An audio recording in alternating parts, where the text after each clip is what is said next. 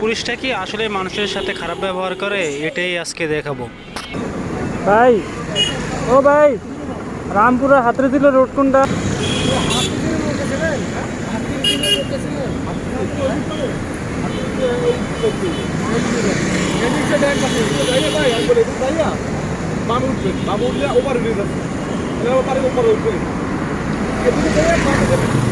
আসলে আমি গুলিস্তানের বেশিরভাগ রাস্তা আমি চিনি না, তো আমাকে সবচাইতে বেশি হেল্প নিতে হবে পুলিশের।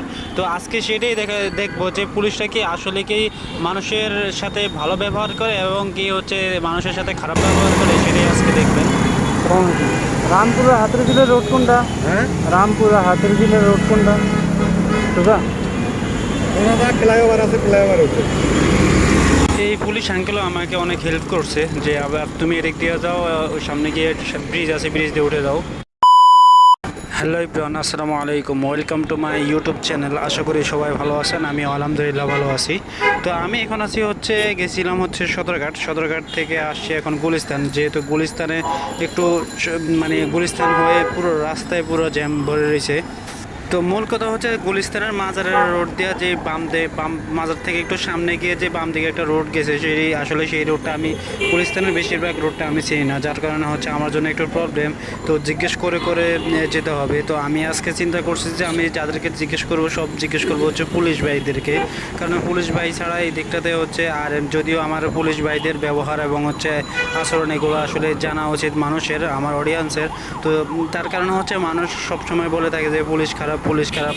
আজকে সেটাই আসলে দেখানোর ট্রাই করব, আসলে পুলিশ কি এতটাই খারাপ আর পুলিশ কি কতটা ভালো এবং কতটা খারাপ, সেটাই আসলে দেখানোর ট্রাই করব।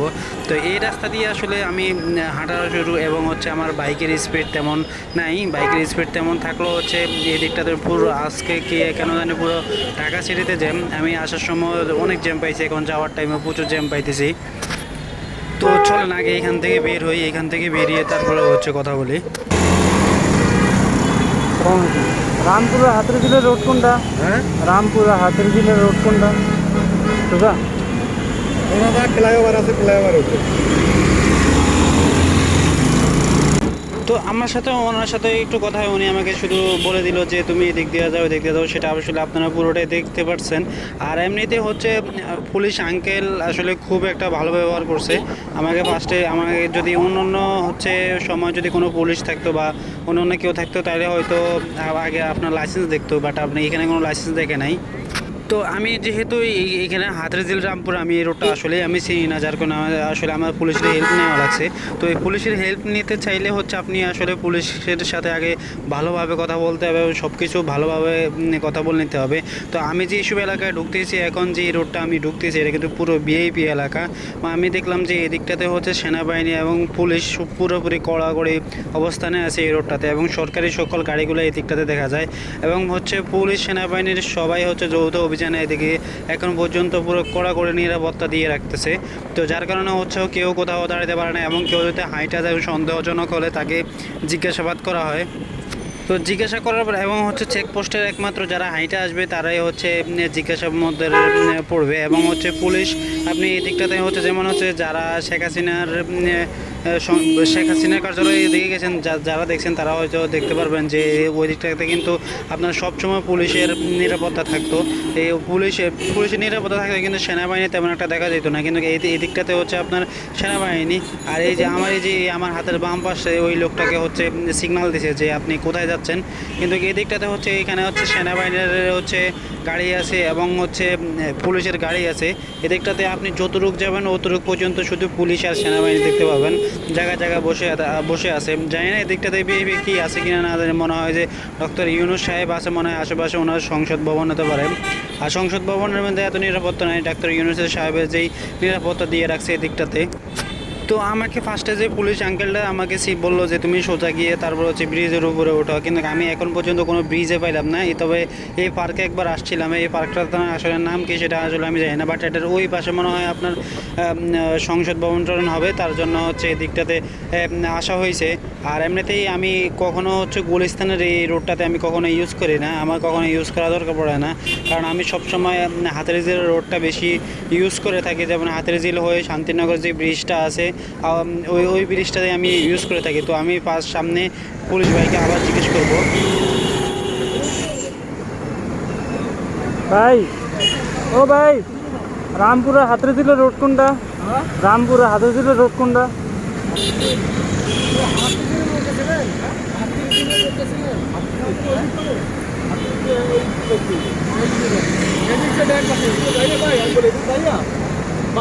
বাবু উঠলে ওপারে নিয়ে যাচ্ছে ওপারে উঠবে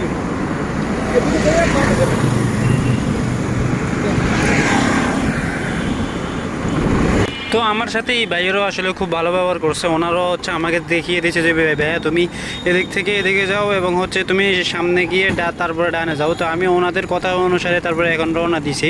কিন্তু হচ্ছে সব পুলিশ আসলে ভাই খারাপ না, সব পুলিশ আসলে ভাই কিন্তু খারাপ না। আপনাকেও আসলে বুঝতে হবে কিছু কিছু পুলিশ আছে হচ্ছে তাদের উপরের লেভেলের কিছু মানে মানে হচ্ছে স্যার আছে এবং হচ্ছে উপরের লেভেলের কিছু কুত্তা এবং কি বলবো এখন এই তাদের কারণে হচ্ছে আসলে পুলিশ এত বছর অনেক খারাপ খারাপ কাজ করছে এবং হচ্ছে তাদের আদেশে অনেক কাজ করছে।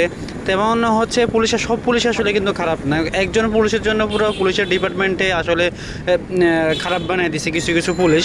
আসলে কিন্তু সব পুলিশ খারাপ না। আপনি যাদের সাথে মিশবেন তারা হচ্ছে কেউ না কেউ দেখবেন হচ্ছে নিম্ন ফ্যামিলির এবং হচ্ছে যারা হচ্ছে কনস্টেবল পদে আছে তাদের ব্যবহার ভাই মানে কি বলবো মানে খুবই সুন্দর। যারা রাস্তাঘাটে সারাদিন থাকে কিন্তু ভাই আপনি যদি একজন স্টুডেন্ট হয়ে থাকেন, যদি আপনি আন্দোলনের সময় যদি কোনো ট্রাফিক কন্ট্রোল করে থাকেন তাহলে হয়তো আপনি বুঝতে পারবেন রাস্তায় সারাদিন দাঁড়ায়া যে আপনি ট্রাফিক কন্ট্রোল করবেন ভাই, বিশ্বাস করেন মানে কষ্ট আর কষ্ট থাকে না, প্রচুর কষ্ট ভাই। ঘাম ঝরায়া তারপরে প্রচুর কষ্ট, রাস্তার মধ্যে সারাদিন দাঁড়ায় থাকা এটা কিন্তু মুখের কথা না ভাই।